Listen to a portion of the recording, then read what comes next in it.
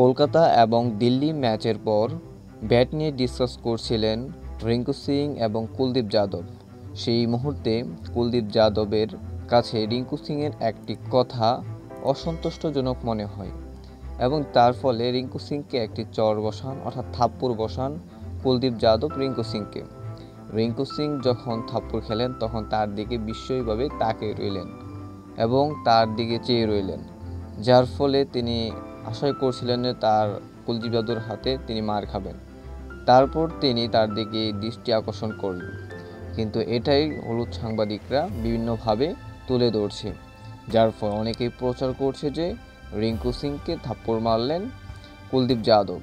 কিন্তু এটা ছিল তাদের বন্ধুত্বের একটা উদাহরণ। এটা তারা বন্ধুত্বের মাঝে ব্যাট নিয়ে যখন ডিসকাস করছিলেন তখন কুলদীপ যাদব রিঙ্কু সিংকে শুধুমাত্র বন্ধুত্বের কারণেই আঘাত করলেন। সেটা ছিল ঠাট্টা বা মজা বললেই চলে।